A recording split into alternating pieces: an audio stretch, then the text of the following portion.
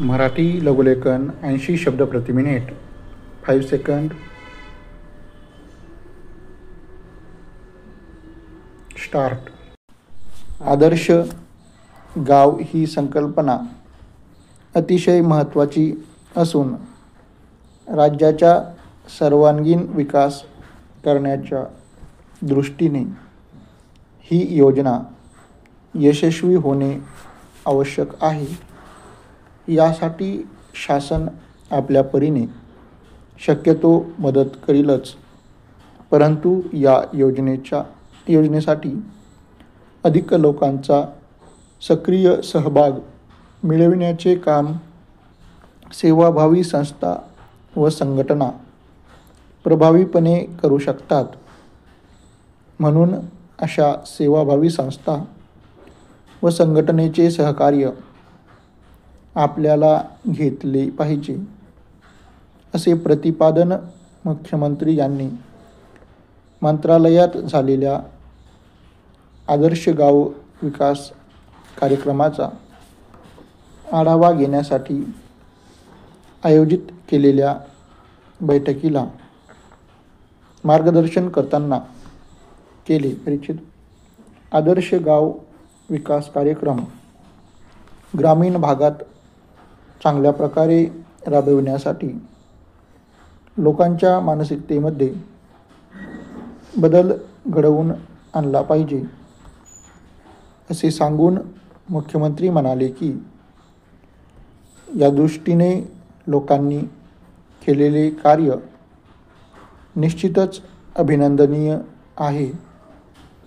महाराष्ट्राच्या यातून कायापालट घडून येईल, अशी अपेक्षा माननीय मुख्यमंत्र्यांनी व्यक्त केली. परिच्छेद.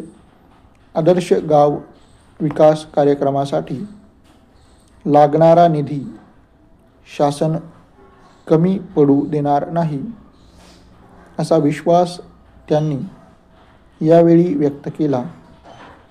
श्री हजारे यांनी यावेळी सांगितले की गेल्या 3 वर्षापासून ही योजना कार्यान्वित आहे.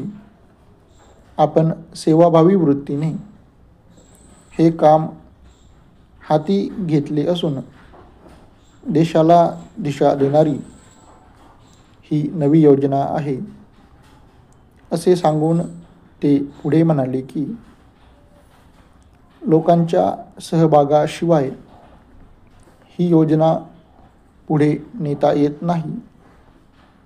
काही गावांचे आराखडे पूर्ण झाल्याबद्दल समाधान व्यक्त करताना ते म्हणाले की निसर्गाच्या देणगीचा उपयोग करून ही योजना राबवावी. मुख्यमंत्र्यांनी राज्यस्तरीय समितीचे संरक्षक म्हणून काम करावे, अशी अपेक्षा त्यांनी यावेळी व्यक्त केली. परिच्छेद. मुख्य सचिव यांनी राज्यातील सर्वात महत्त्वाची योजना म्हणजे आदर्श गाव योजना आहे, असे सांगून सर्व विभागातून आलेल्या योजनांपैकी काही योजना राबविण्यात येतील व या कार्यक्रमाचा लाभ अगदी शेवटच्या माणसांपर्यंत पोहोचेल, अशा रीतीने कामाची वाटणी करून असे सांगितले.